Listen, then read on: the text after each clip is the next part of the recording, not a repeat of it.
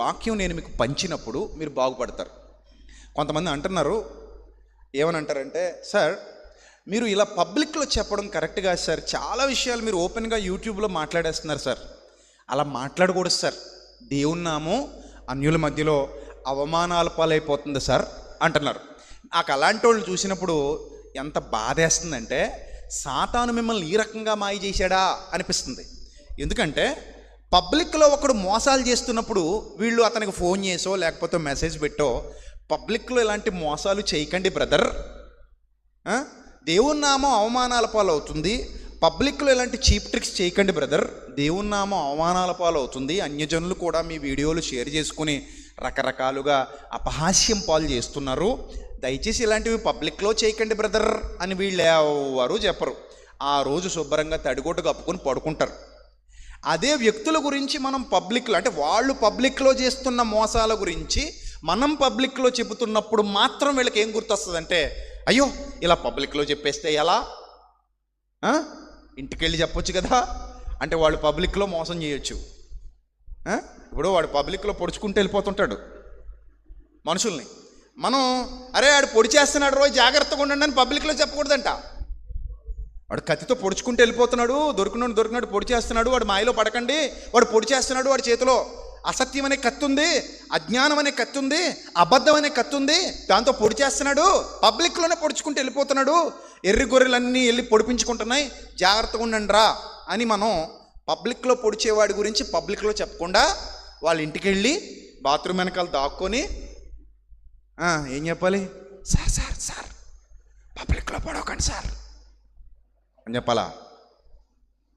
అవునా? న్యాయం అసలు ఇది? అంటే ఎందుకు వీళ్ళని సాతాను మోసగిస్తున్నాడో మీరు ఒకసారి ఆలోచించండి.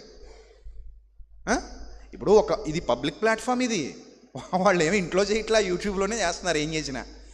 ఏం చేసినా ఇందులో చేస్తున్నారు, పబ్లిక్గానే చేస్తున్నారు. It's a public platform. So మనం కూడా ఎక్కడ మాట్లాడచ్చు? ఇప్పుడు తప్పే ఉంది, పబ్లిక్లో మాట్లాడడం తప్పేమీ కాదు. నువ్వు పబ్లిక్లో చేస్తున్నావు కాబట్టి పబ్లిక్లోనే this is not right, this is not correct అని చెప్పొచ్చు, అందులో తప్పేమీ లేదు. అదేమీ తీర్పు కాదు. మళ్ళీ కొంతమంది అంటారు కదా, నీవెవరవయ్యా తీర్పు తీర్చుటకు అంటారు. ఆ తీర్పు అదే, దాన్ని తీర్పు అంటారా? తీర్పు ఎప్పుడు జరుగుద్ది? క్రీస్తు న్యాయపీఠం ఎదురు జరుగుద్ది. ఈ తీర్పు కాదు, ఇది హెచ్చరిక. తీతు పత్రిక ఒకసారి చూద్దాం. తీతు పత్రిక అందరు తీయండి. బైబిల్ రాదు చాలామందికి తెలియక వాళ్ళు ప్రతిదానికి వాళ్ళకి అర్థమైన దాన్ని బట్టి మనకు చెప్తూ ఉంటారు. వాస్తవానికి ఇది తీర్పు కాదు. దీన్ని ఏమంటారంటే ఖండించుట, గద్దించుట, బుద్ధి చెప్పుట, హెచ్చరించుట. 2వ అధ్యాయం తీతు పత్రిక 2వ అధ్యాయము 15వ వచనం ఒకసారి అందరూ చూడండి. తీతు పత్రిక 2వ అధ్యాయము 15వ వచనం. వీటిని గూర్చి బోధించుచు, వీటిని గూర్చి సంఘానికి బోధించుచు, నెంబర్ 2 హెచ్చరించుచు, సంపూర్ణ అధికారముతో దుర్బోధను ఖండించుచూ నుండుమో. ఉందా బైబిల్లో? లేదా?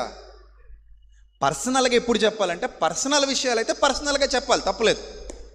నీ సహోదరుడికి నీకు ఏదైనా ఇబ్బంది ఉన్నప్పుడు, అది పర్సనల్ అయినప్పుడు, నువ్వు అతను ఒంటరిగా ఉన్నప్పుడు వెళ్ళి అతనికి చెప్పి పర్సనల్గా గద్దించి ఖండించి నీ దారికి తెచ్చుకోవడమో లేకపోతే సమాధాన పడడమో పర్సనల్గా చెయ్యి. ఇది పర్సనల్ విషయం కాదు, ఇది బోధ విషయం. సో కాబట్టి దుర్బోధను ఎలా ఖండించమంటాడు?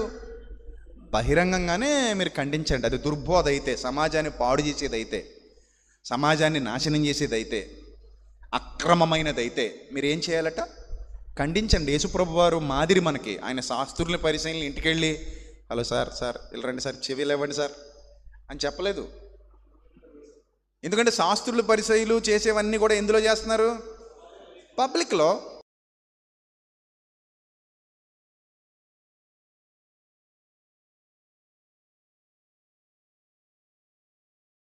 చేస్తున్నారు వాళ్ళు. ఇప్పుడు యేసుప్రభు వారు కూడా ఎక్కడ చెప్పాలి? పబ్లిక్లో, పబ్లిక్కే చెప్పాలి. మోసపోతుంది పబ్లిక్ కదా, మోసపోతుంది పబ్లిక్, చీటింగ్ గురవుతుంది. అప్పుడు పబ్లిక్లో చెప్పడం తప్పు కాదు. మరి ఎందుకు వీళ్ళు పబ్లిక్లో చెప్పడం తప్పు అంటున్నారు? సాతాను మాయ. గుర్తుపెట్టుకోండి, అపవాది ఎవనిని మింగుదునా అని గర్జించు సింహము వలె వెదకుచు తిరుగులాడుచున్నాడు. చాలామంది నా ట్రాప్లో పడేశాడు. It's a trap. సో ఈ ట్రాప్లో పడిపోయిన వాళ్ళందరూ ఇలాంటి మాటలకి లొంగిపోతుంటారు, నిజాలు గుర్తించలేరు.